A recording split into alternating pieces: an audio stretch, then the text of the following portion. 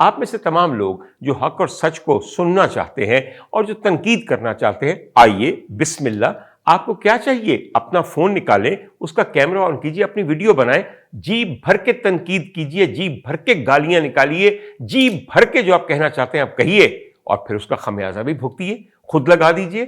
وہ تمام لوگ جو مجھے کہتے ہیں کہ نہیں ڈاکٹر صاحب اب مزہ نہیں آتا، اب وہ والی کاٹ دار باتیں نہیں رہیں، تو اس کاٹ کو اپنی گردن پہ محسوس کیجئے۔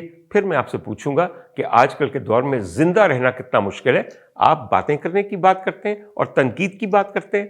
خدا را جس کو مجھ پہ اعتراض ہے اور جو یہ سمجھتا ہے کہ شاید میں وہ کاٹ دار تنقید نہیں کرتا، وہ خود کر لے اور پھر دیکھے کہ کتنا مشکل کام ہے۔ مجھے ذرا بھی افسوس نہیں ہے، میں نے جو کچھ کہا میں اس پہ قائم ہوں، اور میں سمجھتا ہوں کہ حق اور سچ پہ قائم رہنا ان کی سنت ہے جن کے ہم ماننے والے ہیں۔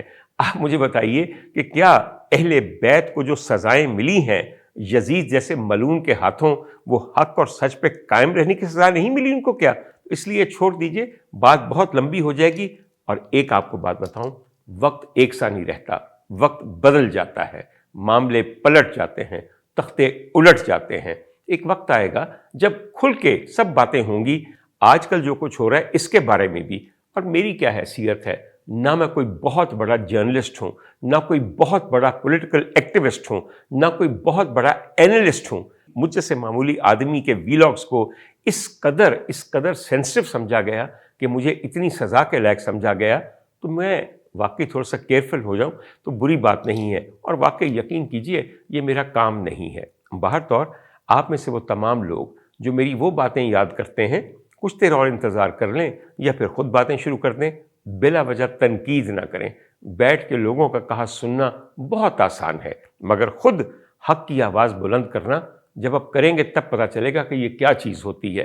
اس لیے مجھے تھوڑا سا غصہ اس بات پہ چڑھا کہ جب میں جیل کی سلاخوں کے پیچھے تھا اور کال کوٹھڑی میں اپنے دن گزار رہا تھا اور 3 دن کھانے کو کچھ نہیں ملتا تھا، تب آپ میں سے کتنے لوگوں نے میرے لیے آواز اٹھائی؟ کتنے لوگوں نے یہ کہا کہ اس آدمی کو بلا وجہ یہ سزا دی جا رہی ہے؟ کتنے لوگوں نے یہ چاہا کہ مجھے ملنے کے لیے آئیں؟ کوئی نہیں۔ ارے تماشبین بہت ہوتے ہیں، مگر جب آپ کا تماشا بن جاتا ہے تب کوئی نہیں آتا۔ اس لیے میں نے دل میں یہ سوچا تھا، اور برا نہ مانیے گا، کہ آپ کی قوم اس لائق ہی نہیں ہے کہ اس کے لیے کوئی حق کی آواز اٹھائی جائے، اس لیے کہ آپ حق کے قدردان نہیں ہیں۔ آپ بولتے کا تماشا دیکھنا چاہتے ہیں، آپ اندر گئے ہوئے آدمی کو پوچھتے ہی نہیں ہیں کہ یہ کیوں اندر گیا۔